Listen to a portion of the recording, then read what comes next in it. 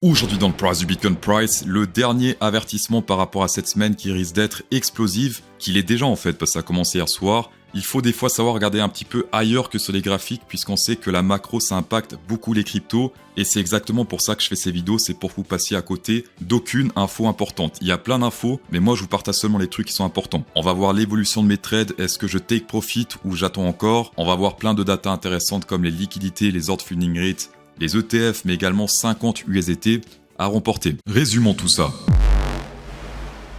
De mon côté, la nuit fut très intense. On a clôturé avec les membres VIP du groupe le 5e trade gagnant la suite. Ici, 12 411 $ de profit, ce qui est juste magnifique. Tous ont un risque récompense entre 1, 5 et 2. Ça, c'était vers 1h du mat. Mon téléphone a fait ding ding ding ding et puis je me suis réveillé comme les autres membres VIP et puis on était content. Le deuxième trade à 157 000 $ de profit qu'on a pris en septembre. Est-ce que je prends le TP ou pas? CryptoSauce ne change pas d'avis comme il change de caleçon. Je change tous les jours d'avis, voilà. Non, je rigole. Est-ce que la fameuse target sur la dominance stablecoin a été atteinte? Presque, mais toujours pas. Et moi, je prends le TP environ 75% du trade quand on teste ce support et non pas avant. Je l'ai dit ici, je l'ai dit là, je l'ai dit là, je l'ai dit là. Je le dis également aujourd'hui. Un troisième trade en cours sur Bitunix, c'est le Bitcoin et le Ethereum Price.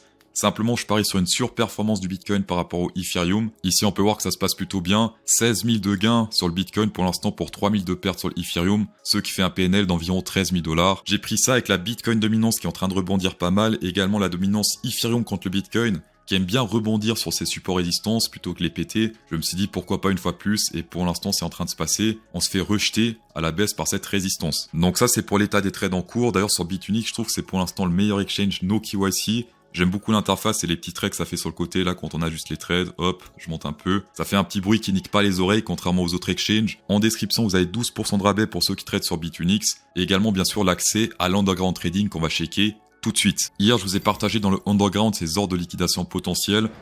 Rouge, c'est des très grosses liquidations. Jaune, c'est des grosses liquidations. Et cette nuit, qu'est-ce qu'on a fait? Certains diront que c'est le hasard. Personnellement, ça me va très bien. Normalement, ces graphiques, ça coûte 1 200 $ d'abonnement annuel. Mais pour tous ceux qui traitent sur un de ces exchanges en description, dont Bitunix pour ceux qui veulent, ou bien BitGet, Bluefin, peu importe, vous avez accès à tout ça gratuitement sur le Discord. On va comparer maintenant quelque chose de très intéressant, le bull market actuel et le bull market 2016. Ce graphique prend en compte les retours sur investissement et on peut voir qu'on peut presque faire de l'arbitrage entre ces deux bull markets. Des fois, le actuel, il est suracheté, des fois, il est survendu. On a presque testé dans cette zone-là il y a quelques jours. Et là, ça s'éloigne puissance 10 000. Pour ceux qui constatent pas pour l'instant, on est très éloigné du bull market précédent. Là, ça a pumpé extrêmement fort. Est-ce qu'on est sur le point de faire la même chose dans les jours qui vont suivre ou les semaines qui vont suivre? Ça, seul Dieu le sait. Par contre, il y a un truc intéressant que j'ai remarqué dans le passé, c'est que souvent l'année après le halving, durant janvier, on a des crashs assez importants, enfin correction, crash, appelez ça comme vous voulez. C'était exactement ce truc-là en 2017. On a fait un moins 36 d'après mes souvenirs, 30, je suis fort, 36%. Pourquoi pas faire un truc similaire, la FOMO de Noël? Regarde, papa, je t'ai acheté 20 $ de Bitcoin, peut-être dans 10 ans, ça vaudra 1 million. Donc ça, c'est cette partie-là. Et ensuite, le Bitcoin, ça devient de la merde. Il y a également la Bitcoin dominance et les altcoins dominance qui pourraient corréler plus ou moins avec ça. Ça, on le verra un petit peu plus tard. CryptoSauce fait vraiment de son mieux pour vous sortir les meilleures datas possibles. Un pouce bleu comme d'habitude, vous savez très bien, pour les personnes qui sont déjà abonnées. Et pour les personnes non abonnées, un abonnement à la chaîne de CryptoSauce renforcerait les liens entre nous et créer une zone encore plus intime et érogène. On va passer sur la distribution des 50 USDT. Bravo à Axel Le Plat qui a remporté les 50 USDT.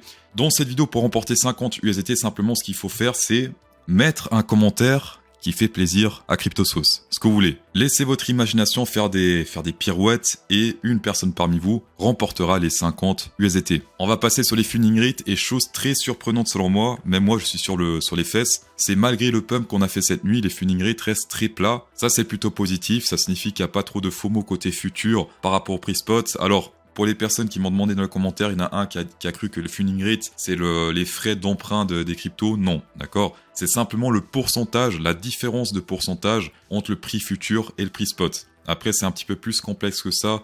Il y a tous les 8 heures des frais funding rate à payer, mais on va pas rentrer dans les détails. S'il y a un truc à retenir, si le prix monte avec les funding rates qui restent très bas comme ici, c'est plutôt positif. Par contre, si le prix monte fort avec les funding rates qui montent fort, eh bien, sélection naturelle. Également les ETF qui continuent à rentrer en force dans le game, il y a beaucoup plus de inflow que de outflow. Pourquoi il y a tout cet intérêt de inflow actuellement? Alors j'ai déjà fait un avertissement la semaine passée, là ça va être le dernier avertissement comme annoncé dans le titre. On sait que les taux d'intérêt ont de fortes chances de baisser mercredi. Ici on peut le voir, il y a 97,1%, 97,1% pour les Français. De chances qu'on finisse entre 4,25 et 4,50. Il y a seulement 2,9% de chances qu'on finisse entre 4,5 et 4,75. Et ici, on peut voir que historiquement, une baisse des taux d'intérêt impacte le Bitcoin de manière très positive, et d'ailleurs les marchés en général. Ça se passera mercredi à 20h. Attention, volatilité potentielle sur le marché. Pour les personnes qui veulent faire du scalping ce jour-là, ou plutôt vers cette heure-là, un petit peu risqué selon moi. Avis perso. On va passer sur la dernière partie importante, la Bitcoin dominance et la altcoin dominance. J'avais fait une vidéo dernier avertissement pour les altcoins, et c'est en train de se